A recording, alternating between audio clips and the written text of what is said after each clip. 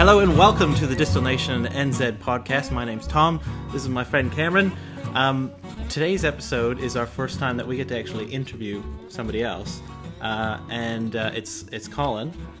Oh, and don't make me say his last name because Colin Mairs. Colin is very active in the New Zealand whisky community. He is a tour guide. He also works with Glengarry Wines in Auckland, reps for Waiheke Whisky. We're going to be talking to him about all that and more. Yep, so stick around, listen to the podcast. We're just going to leave it unadulterated like that, and that'll be it. Thanks. All right, Colin, thank you for chatting with us. How's it going? Yeah, pleasure to be here. Thank you very much for having me. It's going well. All good. Yeah, whereabouts are you today? So I'm at home in Auckland, live in Auckland's North Shore. It's sort of sunny just now. Oh yeah, we got a little bit of that. Yeah. It's grey, and then has finally come right. So, Colin, I guess for the sake of context here, you do both work for Waiheke Whisky and for Glengarry Wines. We are going to be talking to you about your roles with both of those, but you're not wearing either of those hats today, in that you are in effect a private citizen being asked on his New Zealand spirits views. Yeah, that sounds good to me. I wear a number of hats.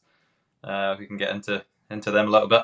And then the other hat I wear is I got my own gig, which is my tours. So I run small group tours both in New Zealand and in Scotland. But I also wear those spirits hats in New Zealand with, like you say, Waiheke Whisky and with Glengarry Wines. I did not know you did tours as well. I did. Did and you? We're going to get to that. Okay, cool. Okay, maybe we'll just start off, Colin, by asking you, because you clearly don't have a Kiwi accent.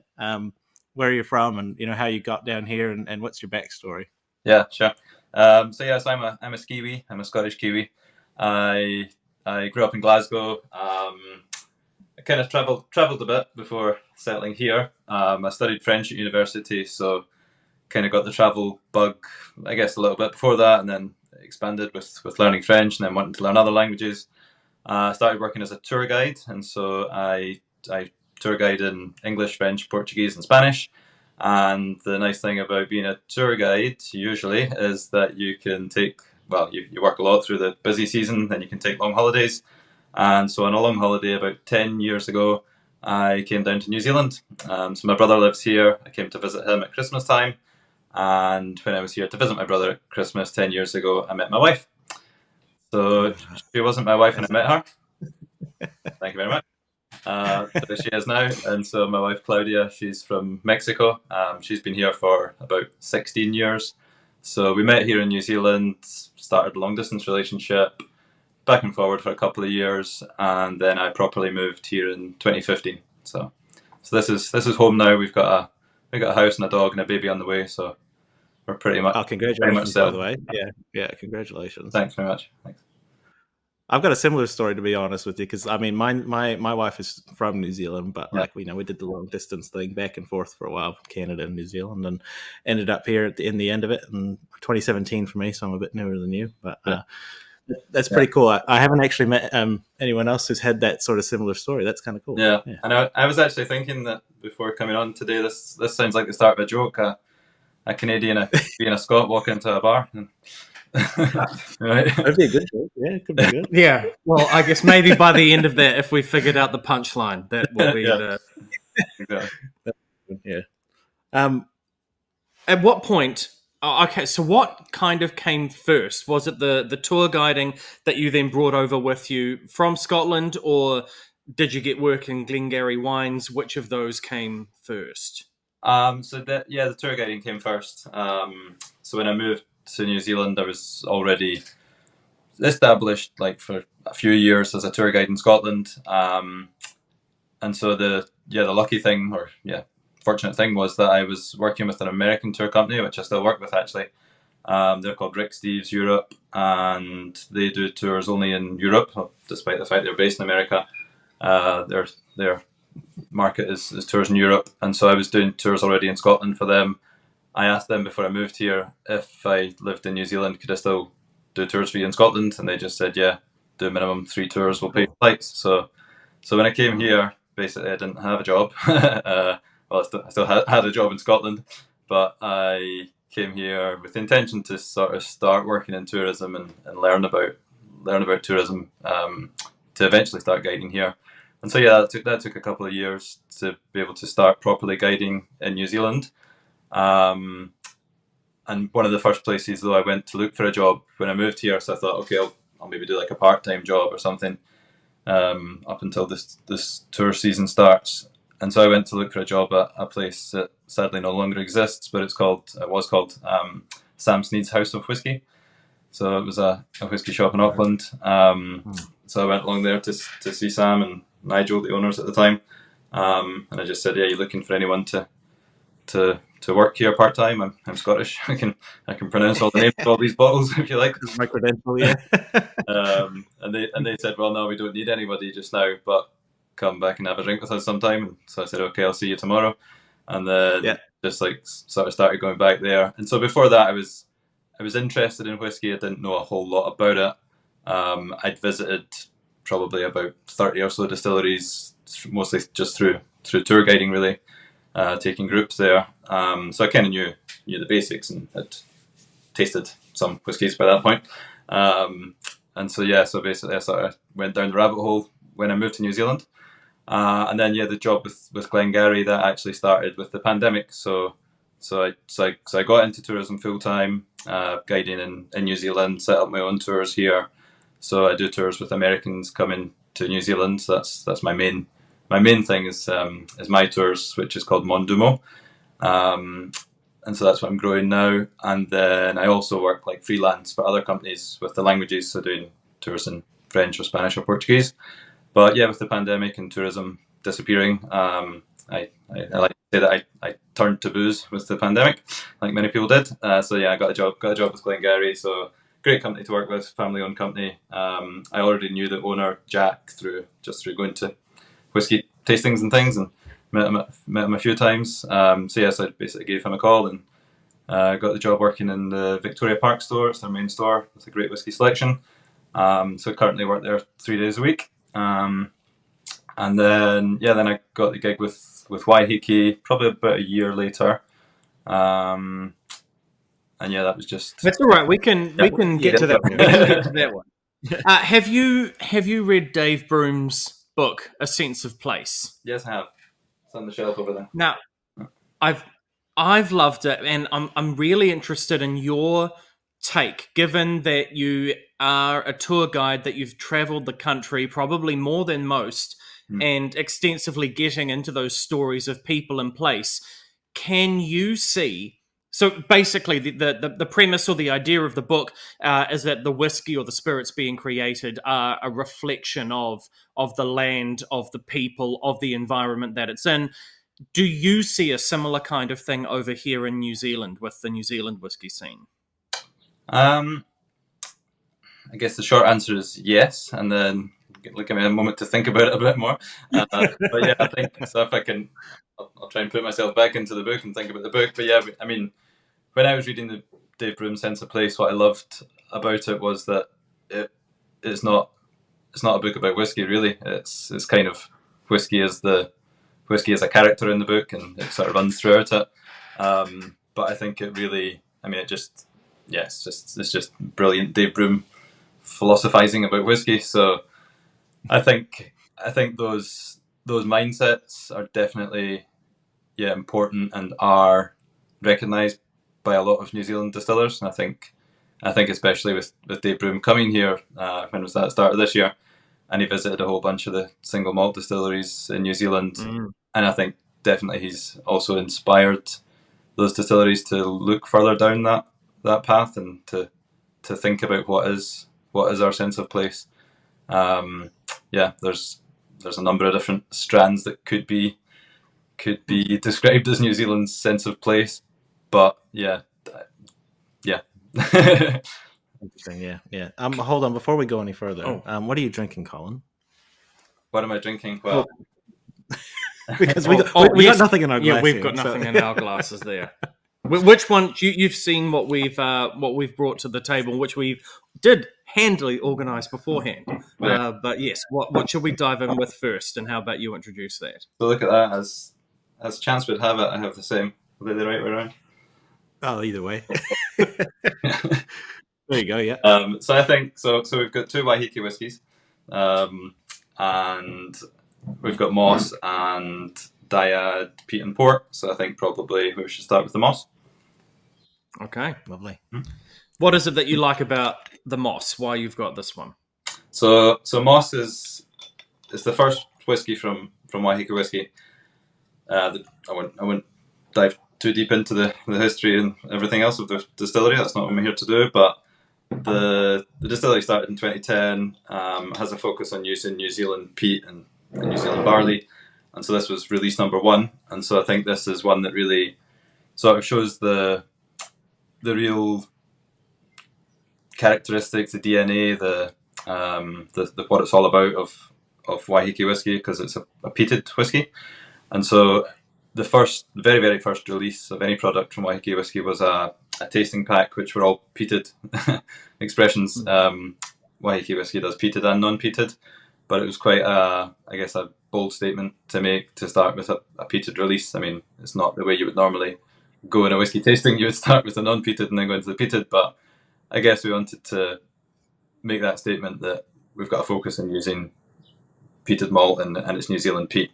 So peat, but not as you know it. So yeah, the Moss, it's the peated bourbon barrel. I gotta read the back of the. I didn't do homework. Came on. It's been aged in both. So American oak, STR, shaved toasted recharred, and ex bourbon barrels. So without too much cask influence, just that American oak influence, it does, I think, speak more to the DNA and the true characteristics of Waiheke Whisky. Whereabouts is that peat from? Is it local to Waiheke or from elsewhere? No, so not super local. It is New Zealand, but it's it's from Southland. So is it the Gladfield peat? Is that what it is? Yes, yeah. So I believe the place where the peat actually comes from is called Tussock Creek. So it's just outside of Invercargill. Invercargill. I've not been there, but I've looked at it on a map. I've tried to find exactly where it is, and I can see a spot that looks like it might be where they're taking peat from. But yeah, you're the first person that's ever known the actual place. I've never actually heard anyone give no place beyond Southland and the Cargill region. Okay, yeah, and that's quite interesting. And there might be other places that Gladfield take it from, but that's what I've been told is that's where it came from. There are a number of other places that peat, of course, exists in New Zealand, but I think that's the main one that Gladfield have got access to. Potentially one day we might be able to access some peat in like the Hauraki Plains or in the Waikato, but for now it's Tussock Creek. Yep. Well, that's really cool. I was so excited when this release came out. I remember I got in there as quick as I could.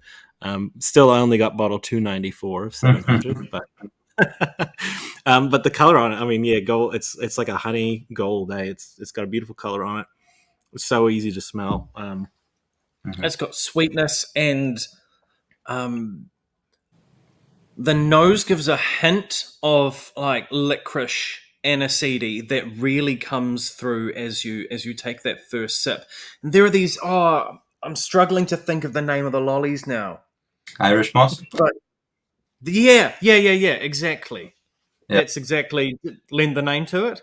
yeah. So the first time I actually came across the existence of the Irish moss lollies, and for any international listener in Scotland, that's sweeties. In the US, that's candy. But New Zealand word is lollies. And so the first time I came across the existence of Irish moss lollies was at the New Zealand Whisky event that we had in Christchurch, 2022 it must have been. And so I'd been pouring this for a group, and one of the guys said, "But how do you get the moss flavour in there?" And I was like a bit confused as to what it was meaning. He's like, the moss, it tastes like Irish moss. Like, how do you get the Irish moss in there? And I didn't know what Irish moss was, so he sort of explained it to me, and then I googled it, and then I tried to find them.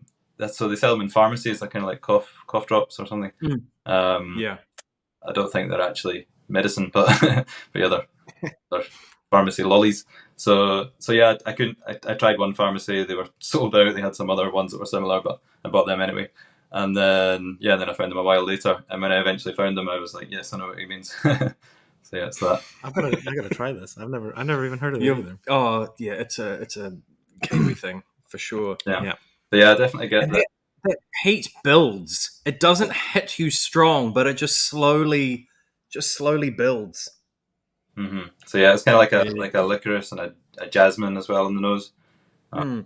Such a honey and just that earthiness. And so I think the beautiful thing, I mean, there's a number of distilleries doing peated whiskies in New Zealand, but I think the beautiful thing with all of them is that it does express the here comes the most contentious word in whiskey, but it expresses the real terroir of New Zealand, because it is the earth, it is the land. So they're not using it. Does though, and I think it's quite interesting that there's quite a few peated releases using the same peated malt from Gladfield, and yet they're all somehow unique, even though it's the same grain.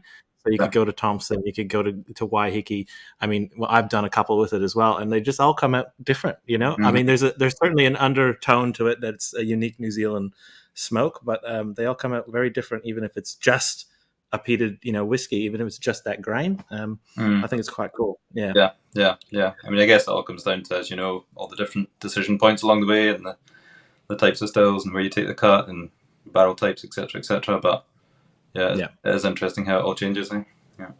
Yeah. So, do you remember the first New Zealand whiskey that you ever tried? Good question. I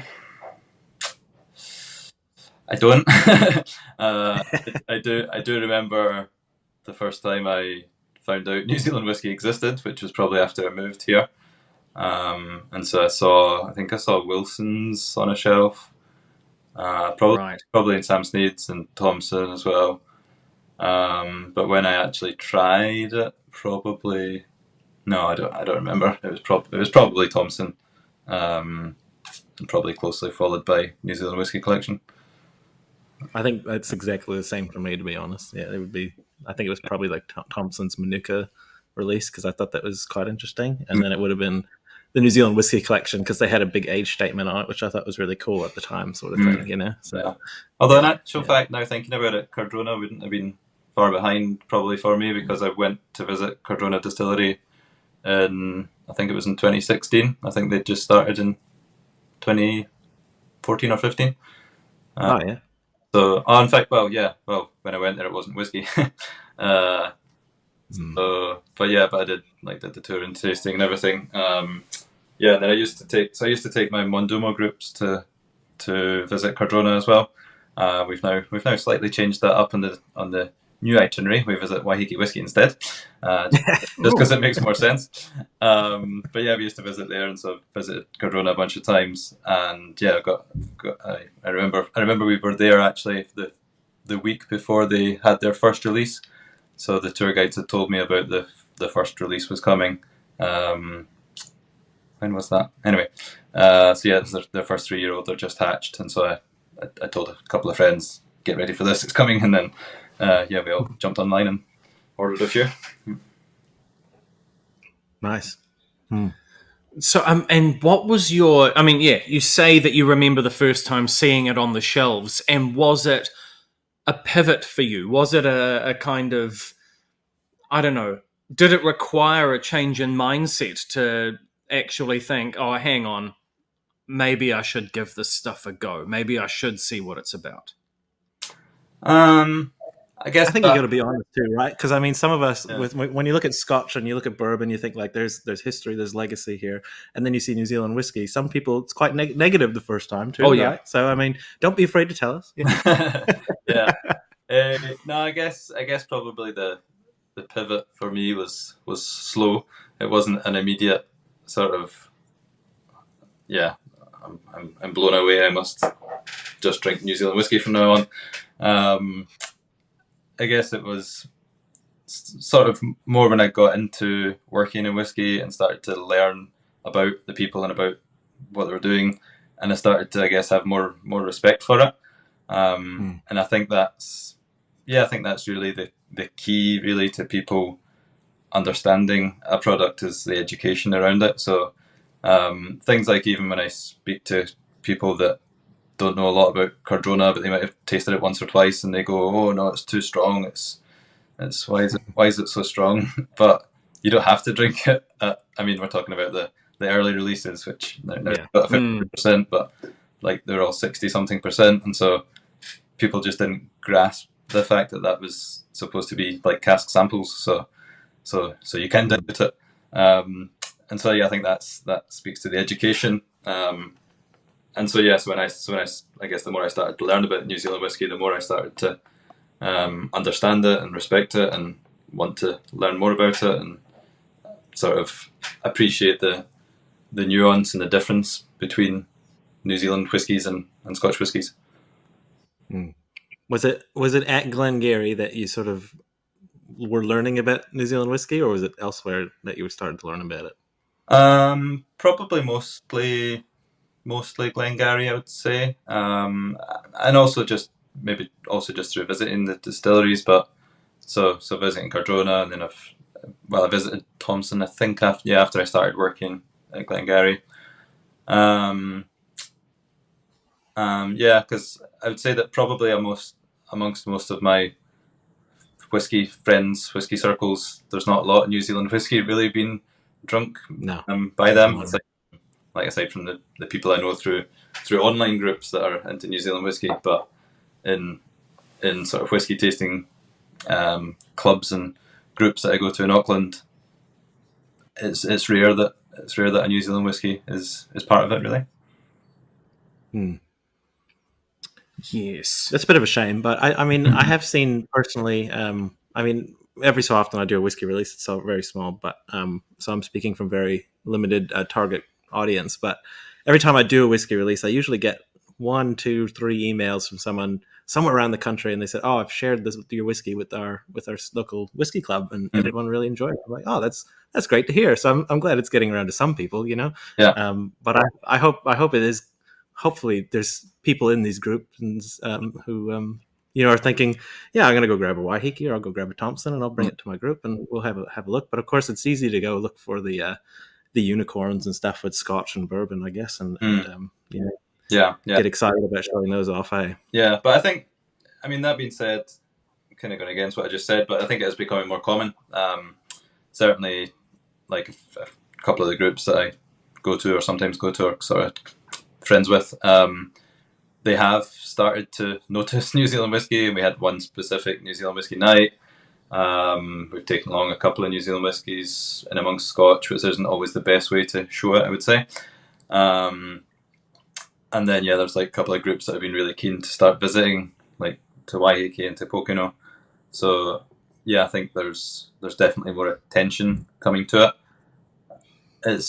It's a shame that people always kind of revert to the old line of, "Oh, it's good but still a bit young," which that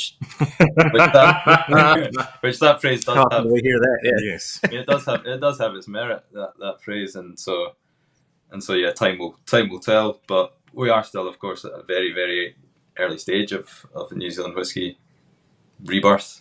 So I think good but still young is not as bad a put down as it sounds.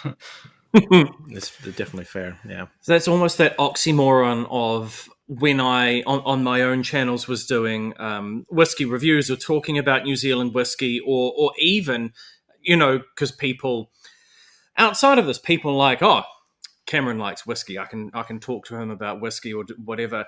And I would start talking about different New Zealand distilleries, New Zealand whiskey, and people would push back and say, "Oh yeah, but it's not as good as Scotch," or it's some of it was good, but it was still on the young side. And yet, when I announced my New Zealand whiskey tasting nights, where I've said, right, it's a night to.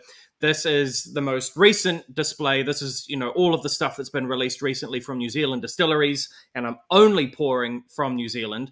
Those were, hands down, my most successful nights where tickets would sell out and I'd actually have to close it off. And there's still that kind of, I guess people are curious, but people still have, so I guess some of your maybe more male, more stale, more pale among the community that still have some of those reservations. Yeah, but I think Actually, the great thing as well about like what you do, Cameron, is that it is an education, and so through that kind of or edutainment, you can call it, but yeah, through those sort of learning opportunities, people get the chance to try the New Zealand whiskies and to realise that there's a lot more to it than when they just look at it and go, oh no, it's from New Zealand, it can't be good. So I think the more people can be exposed to New Zealand whiskey and to get opportunities to taste it, things like that, I think that's just a great thing all around. I mean, both in terms of Waiheke and Glengarry, when you are either in the store or on that tasting table and you're on the front line of saying, hey, do you want to try this one? Is that still very much the kind of reaction that you get? That I don't know, but a curiosity mixed with apprehension, or is there some more object pushback of like, I mean, if we take Dramfest for example, if you know that you can go down to find some of those really well-established and storied Scotch distilleries, why would I spend some time at a New Zealand whiskey table? I don't know. What kind of reactions do you get? I mean, it's hard to generalize. There's everything from the super enthusiastic to the don't even want to talk about it or waste another breath on it. But I think, I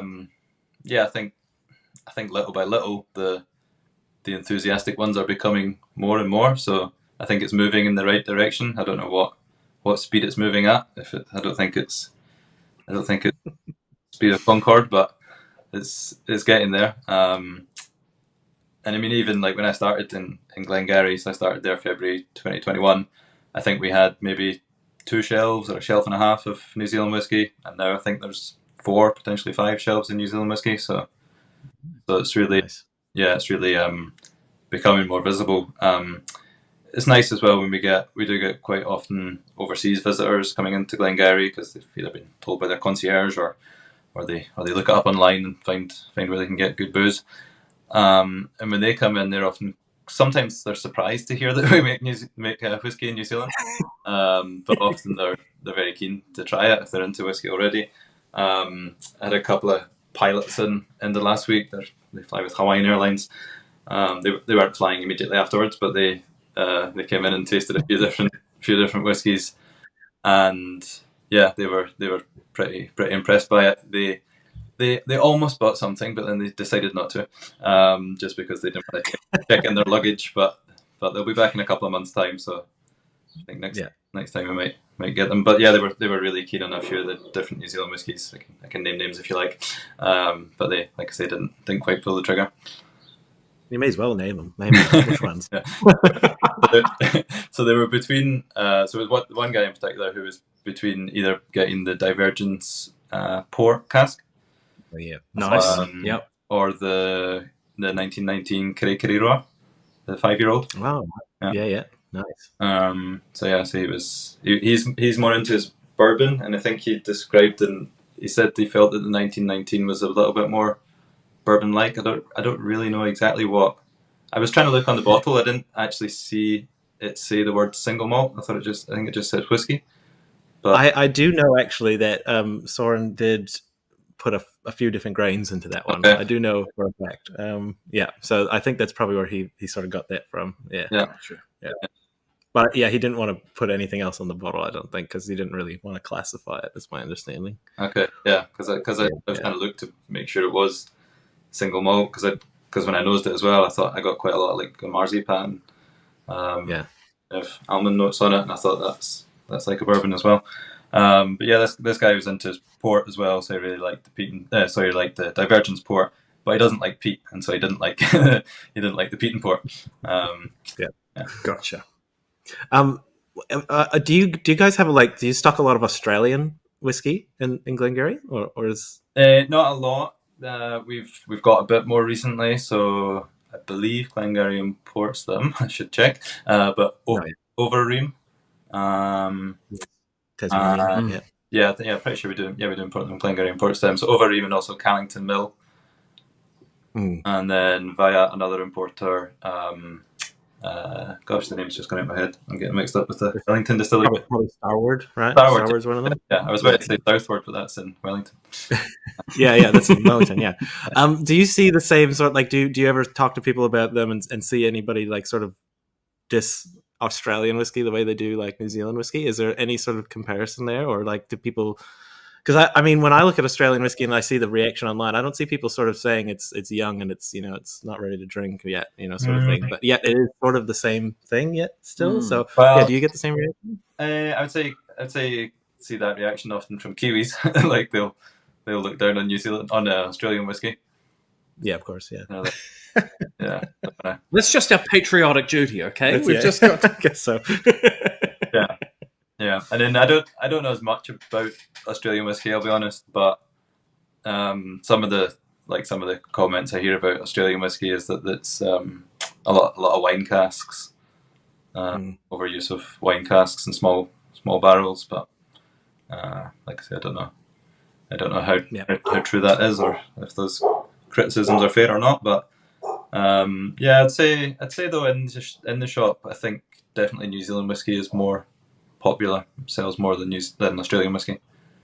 Oh, cool. That's interesting, isn't it? Before we go any further, do you want to pour another one? Or... Shall we do...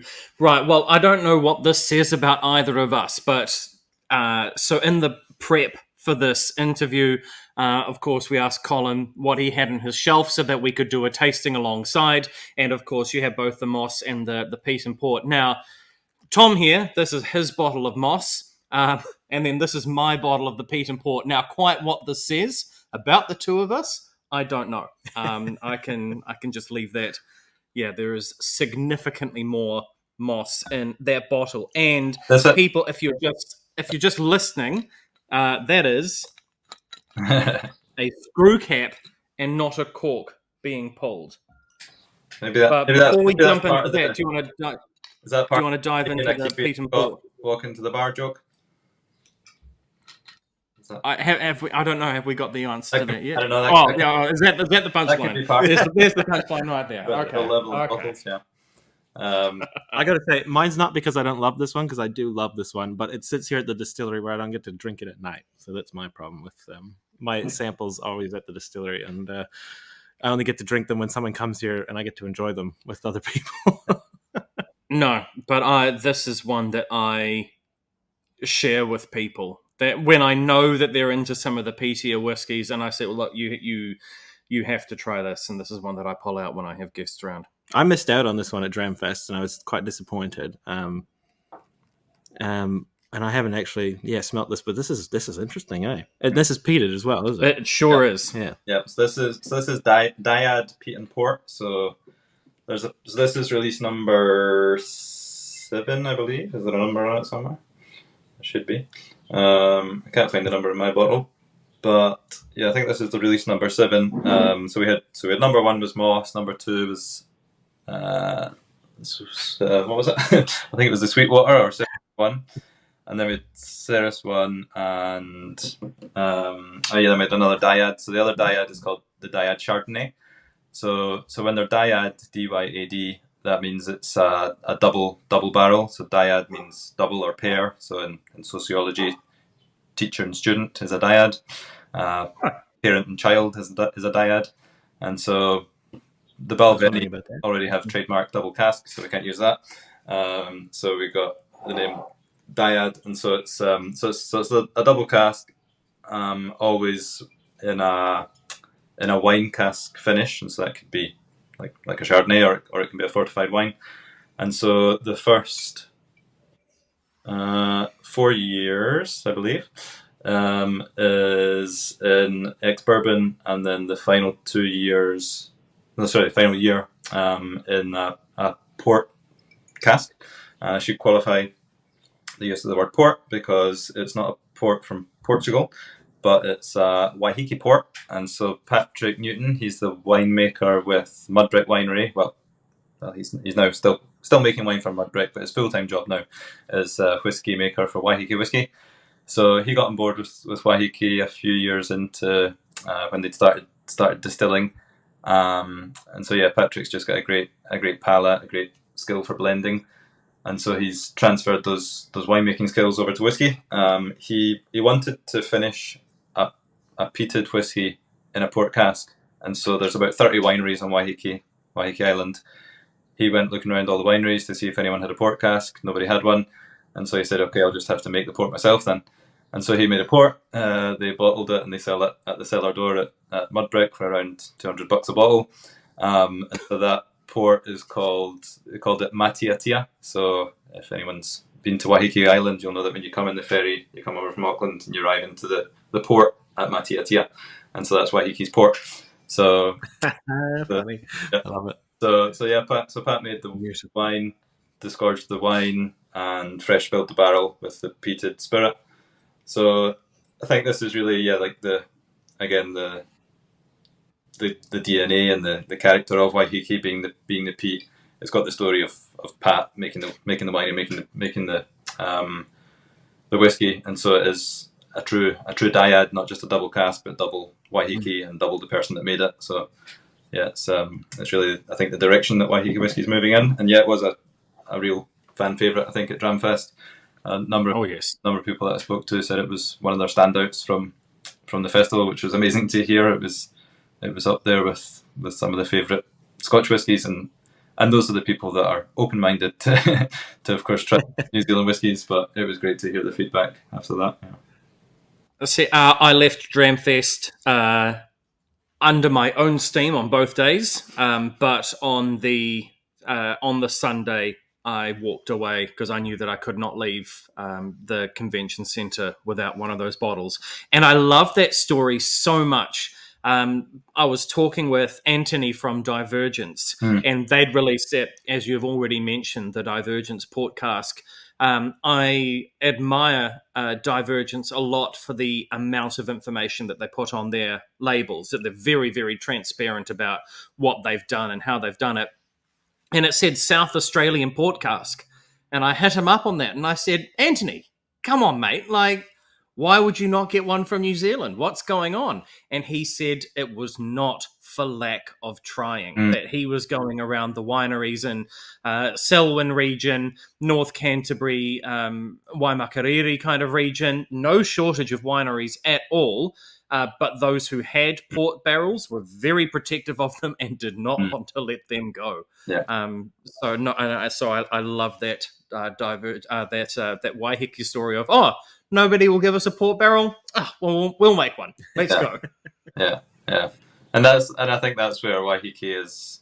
There's not a number of great things about it, but I think that we're really blessed to have Patrick as the winemaker, as the whiskey maker, because he can do things like that, and he understands wood, and he understands barrels, and of course, like I mentioned, the blending. He's just got this amazing skill at putting together the whiskies. So yeah, this is my first time with this one, and like the smell on it is big and fat fruit, like big raisiny and plum almost, and then the taste was almost unexpected, but it's that exactly, but like times 10 almost. Like it's just so much big fruit, and then the barley, and then that little bit of smoke. It's just kind of ashiness undertone to it.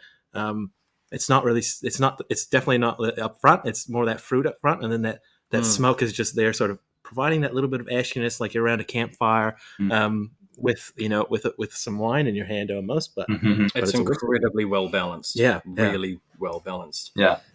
But so I guess sticking with Waiheke, many people would think that having a job title of whiskey ambassador is probably one of the best jobs in the world. How did you come by that? Right place at the right time. So I met Mark and Roe. So Mark and Roe are the owners of Waiheke Whisky, and I met them first time in person at Glengarry. So there was every year we hold an event for World Whisky Day. So I think that's in May. I think it's the second Saturday in May or something. So there was an event at Glengarry, and this would have been May 2020, I think. No, can't be 2020, 2022. Yeah, May 2022. So they were over for the first time showing Waiheke Whisky to a room of people. Prior to that, it had only been people that had visited the distillery by invitation, and so they came along, and I'd already, of course, been following them online and checking out everything they do, and sort of introduced myself and said I'm your biggest fan, and so then we just got chatting, and they said, oh, you should come over and visit. I said, yeah, I'd love to. So went over a couple of weeks later, tasted a lot of different samples out the barrels, and we just hit it off, I guess you could say, and we got chatting, and I said, if you need somebody in some kind of role to do sales and brand ambassador work, I'd be more than happy to do it. So my job currently with Waiheke Whisky, it's casual, so it's just basically as and when required. This isn't my full-time job. Like I say, I've got my other hats that keep me more than busy, and everything else going on in life. So it is a great job, yeah, to have, definitely. Of course, it is, as you can tell, a passion for me to talk about whiskey and to educate people on whiskey. And so, yeah, it's a great job to have. And there's just some amazing days that you have working in this job. Like, to give one for example, and not long after Dramfest, and Dave Broom was doing his tour, his tiki tour around all the distilleries, so updating his World Atlas. And so I think he'd been in touch with Ro, I think probably just through Instagram or something, and said he was planning to do this, blah blah blah. And so Ro told me, "Oh, do you want to accompany him over on the ferry when he comes over?" I said, "Yeah, sure. Yeah, what's the date?" And so she gave me the date, and it was the date that we'd actually got tickets to go and see Harry Styles. And so with a choice, yeah. Yeah, so I was supposed to be going to see Harry Styles with my wife and another couple, and actually the guy from the other couple, he'd only agreed to go because I was going, and so then I said, I can't mess up this opportunity. Like, Dave Broom's totally one of my biggest heroes, and he's my Harry Styles. I gotta go. So my wife was completely understanding, said, yeah, no worries. And then my other mate, he wasn't too happy that I'd ditched him, but he ended up saying, okay, I'm not going to go to Harry Styles with the girls, and so they ended up having a nice girls' night out. A bunch of girls went instead. But yeah, that was awesome. Just to kind of spend that time with Dave. Like I've seen him at tastings before and stuff at Dramfest, but of course there's a million other people vying for his attention there, those sort of things. But yeah, he's just such a nice down to earth guy, and just to spend that time just over on the ferry and spending the day around Waiheke, we just sort of showed him Waiheke, tried to give him that sense of place of the island. And so yeah, days like that are just, that's what it's all about. I can only imagine having a ferry ride like with Dave Broom to yourself would just be quite a neat experience. It's probably in there a core memory for you, probably. One of the first things I said when I met him was, "Have you got sunblock on? Do you know about the New Zealand sun? Protect your Peely Valley Scottish skin." Yeah. Because he's such a niche celebrity as well. Like if you'd taken the Waiheke Ferry with Harry Styles, you wouldn't have had that moment. But for most people, you could get on that ferry with Dave Broom and be left relatively alone. Yeah. And that was actually the day of the census as well. So anybody in New Zealand on that date, even if they're visiting from overseas, was supposed to have completed the census. So there was like news stories about, will Harry Styles complete the census? And so I told Dave, you have to complete the census, and I think he did intend to. I never heard from him if he actually did, but I think he was quite sort of excited about it. Like, oh great, I get to do the census. Good guy. So do you see, just for I guess, do you see this role of whiskey ambassador growing?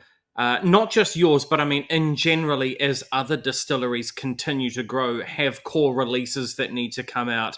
Do you see this as something? Because again, if you look to overseas and that whole role, whether you're working directly for the distillery or you're working for one of the bigger corporations like Diageo, for example, that kind of role is relatively common. Do you see that growing more over here, and what kind of impact, if any, do you foresee this having on the New Zealand whiskey and spirits landscape? Because Glengarry's more than just the whiskey. There's also other New Zealand spirits. Well, yeah, I mean, I think, of course, I think the role of spirits ambassador, brand ambassador is hugely important. It, of course, varies depending on the size and scale of the distillery, what they can do, what they can afford, and of course, a lot of the smaller distilleries, as you'll know yourself, Tom, it's a lot of work for the founder themselves. All like you're wearing all the hats. Yep. But yeah, I think where distilleries can have a brand ambassador, or where they're lucky enough to maybe have a family member that does it, or somebody that's really passionate and just loves to do it. Yeah, I think it's hugely important. Like I say, it goes back to that education. Like the more people can learn about it, and brand ambassadors, that's their job, is really to educate people on the brand and on the products. So yeah, I think it's something that I've seen a lot of the distilleries that are of a decent size do have ambassadors. I think Cardrona probably has the most of any so far. Yeah, I think they got, as far as I know, at least, I don't know if they still got they did have like a whole team of people in the UK. I'm not sure if they all have the title of brand ambassador. Maybe not. Maybe there's just one that has that title. But senior, junior, senior, yeah. junior. Yeah. But it's not. I mean, it's not definitely not all glamorous. So you get to do these nice things once in a while, and you get to do tastings, and tastings again can be fun, or they can be really bloody hard work. They can be exhausting, and it depends on what crowd you've got. If they're actually engaged, if it's a whiskey crowd, they're going to be interested and want to listen. Sometimes it will be some event where whiskey's just a little thing on the side, a little tag on, and so you do get a few people at those types of things that are interested and want to learn more, and if you get a few people that are amazed by it and it's their revelation of the day, then that makes it all worth it. But yeah, it's just, I guess, it's always different. Each day is different. Yeah. And so you mentioned passion, education, all of which you've clearly got in spades. And I guess, was that part of your motivation? And maybe you can expand on your motivation for starting the Facebook group, Kia Kaha New Zealand Whisky. What was, because there are any number of whiskey related groups on Facebook. Did we need another one? Yeah. What was your motivation behind that? Yeah, so yeah, I started that Facebook group, I think about a couple of months before I actually started in my role with Waiheke Whisky.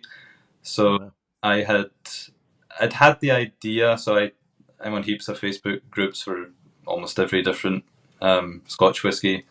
It's all about Springbank, friends of Bruichladdie, Dornoch Distillery fans, etc., etc. And so I kind of just, I guess, one day got the idea, or just thought, well, there's not any of these groups for the New Zealand distilleries. And so at first, my idea was to create 2 pages or 2 groups for the what I thought were the 2 biggest at the time, or the most well known overseas New Zealand distilleries, which would have been Cardrona and Thompson. So that's probably changed a lot in the past year or so. But I thought, okay, I'll make one page or one group for Cardrona. And the nice thing with those groups is that they're not official groups; they're just fan groups. So yeah, all those other Scotch distilleries, they're not run by the distillery, so anyone can make it, and they can just geek out on it and fangirl out on it. And so I thought about doing that just for Cardrona and for Thompson. But then I just at some moment thought, oh, well, why not do it for all New Zealand whisky? Because then it kind of is. I love the whole phrase of the rising tide that lifts all boats, and so if everyone can be a part of that, I think it's a better thing, and it's not just about those big brands, and brings everyone along with it. So I created that group, and I think, like you say, yeah, there are a whole number of other Facebook groups as well. Like there's just whiskey general groups as well. But I thought it'd be nice just to have one that's specifically about New Zealand whisky, and just to celebrate and support New Zealand whisky. I was seriously excited when you reached out to me about that group, because I don't think I'd even released a whiskey at that point. I just put out bourbon, our Explorers bourbon. But So I was really excited to be a part of that. So thank you very much for including the little guys too. That's really cool. Yeah. Pleasure. Yeah. And I spent a long time just Googling New Zealand whiskey distilleries and finding more and more, and it was actually great fun just to find out about places that I'd never really heard about before, and yeah, it is incredible how many little distilleries there are around New Zealand, and you don't hear about a lot of them. It's they just sort of peek through here and there, but you don't always hear a lot about most of these. It's almost like they're like micro local distilleries. You know what I mean? Like they're just really for their little region, which is cool. It's really cool. I mean, that's a cool thing about New Zealand, isn't it? Yeah. And then I should explain the name of the Facebook group. So if anyone's looking for it, it's Kia Kaha. So that's KIA space KAHA. So Kia Kaha New Zealand Whiskies. And so that's a Maori phrase means be strong, really, or you would translate it into Scots as "gon yoursel," which words of encouragement. And so actually that name came to me. It's not the shortest Facebook group name in the world, but it came to me when I'd won a hoodie from so I did a couple of courses in Te Reo Māori, the Māori language, and then I'd signed up for this thing to do a Māori moment during Māori Language Week a few years ago. And so I basically registered that I was going to do a Māori moment, like speak or sing or do something in Māori at 12 o'clock on that certain day. And they were registering all the people that had signed up to do that or said they were going to do that. And so I just registered it just so it could be part of the numbers that they could say of number of people that are speaking Māori at the same time on the same moment on that day. And then a couple of weeks later, they emailed me and said, "Oh, you've won a hoodie for your Māori moment."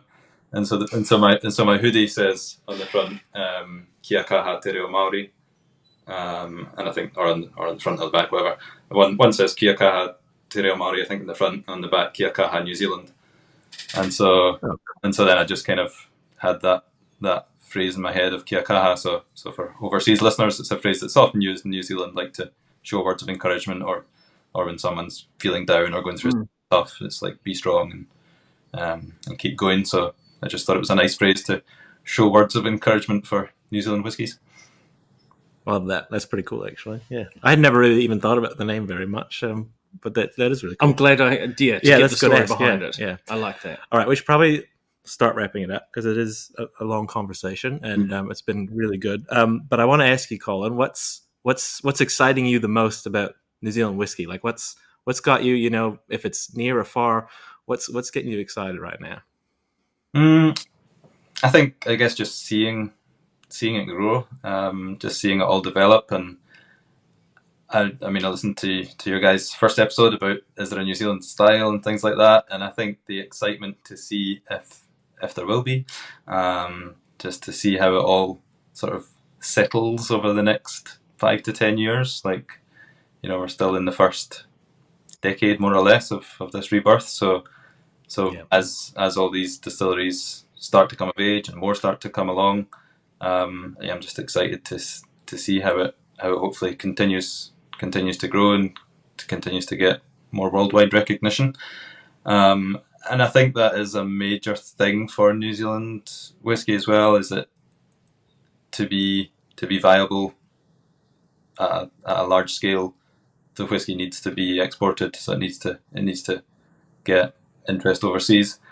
We're a country of 5 million people, 5 million and a bit, and I don't know how many of them actually are that deeply into whiskey. Like, we live in a whiskey world where we think everyone's super into whiskey and we see it, but is there enough of a market here in New Zealand? I don't think so. I think export is the big thing, really, for the distilleries to succeed in the long term. So yes, I'm really excited to see that, and I think it's already coming through. Like, you do see it through a lot of like the YouTube channels and online things, and certain brands like Cardrona and Pocono and Thompson already are quite well recognised overseas, and continuing to fly the flag.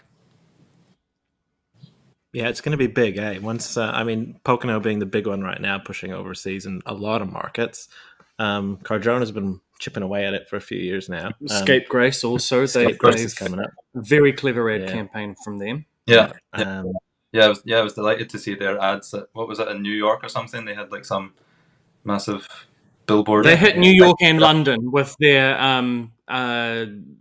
they had a picture of the New Zealand newspaper, and then they were playing on the whole time difference thing, saying that it's still like we're in your tomorrow kind of yeah. And I think it's awesome. Like just Scapegrace getting the name out there for New Zealand whiskey, like on that scale is fantastic. And I think when their new distillery opens, or when it starts to lay down spirit and gets going, I think that's going to be pretty interesting one to watch. Absolutely, that's going to be a big one.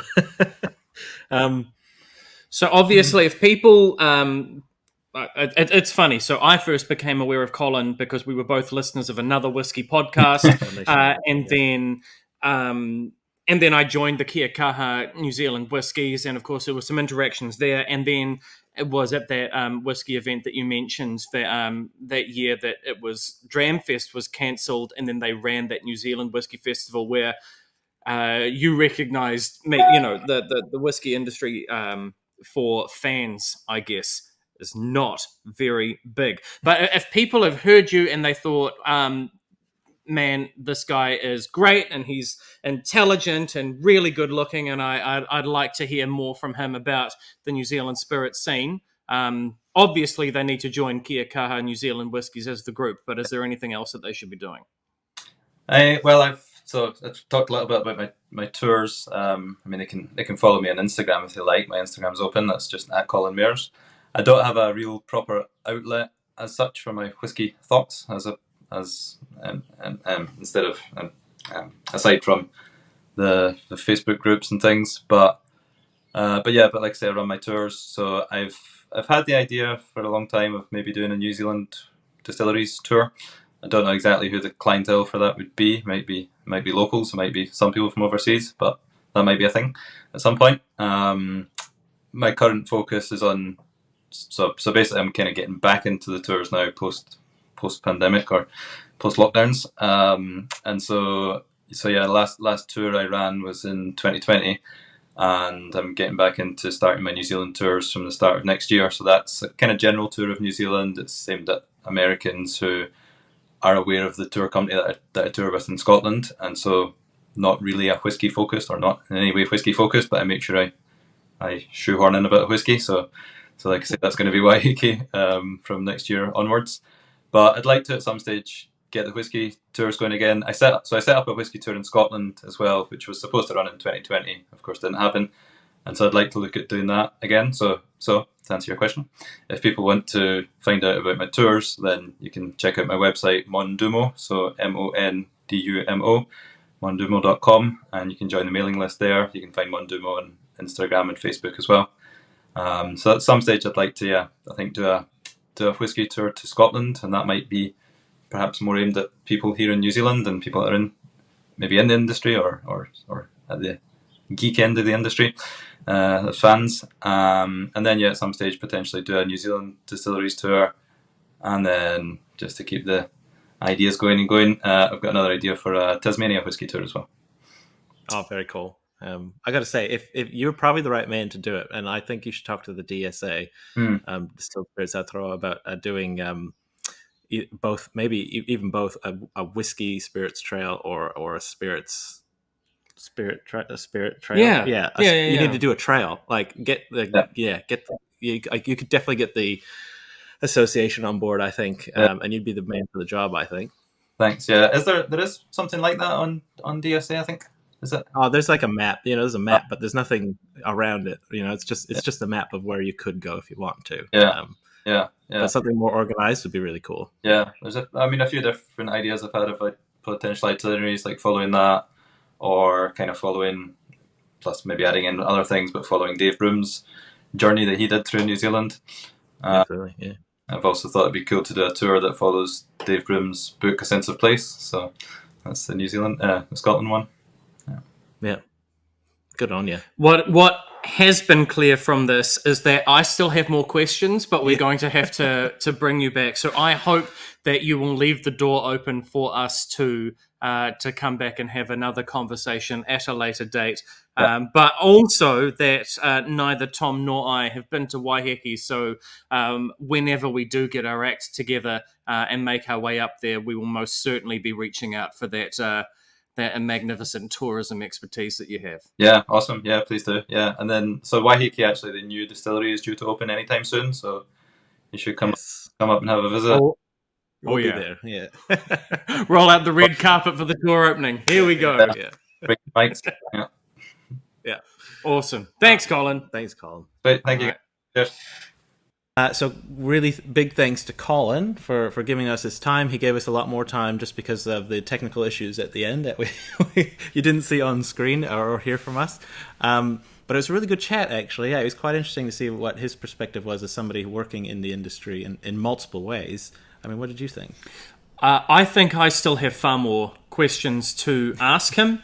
So I want to have him back. If you also would like to have him back on as a guest, if there are questions that we didn't get to that you want to hear the answers to, please write in distil-nation@gmail.com. Give us your questions so that we can put them to him. Equally, if there is somebody else that you would like us to talk to, and we do very much plan on having more interviews with other distillers, people working in the industry. If there's people that you want to hear from, let us know, and we will absolutely do our best to make that happen. Yeah, and all of the businesses and such that Colin mentioned in the podcast, we're going to link that all on the podcast page, so please go check that out. Distil-Nation.nz is our website, so you can check out all our episodes. You can learn all about everything we talk about in the episode on there, and don't forget to review and subscribe for updates. And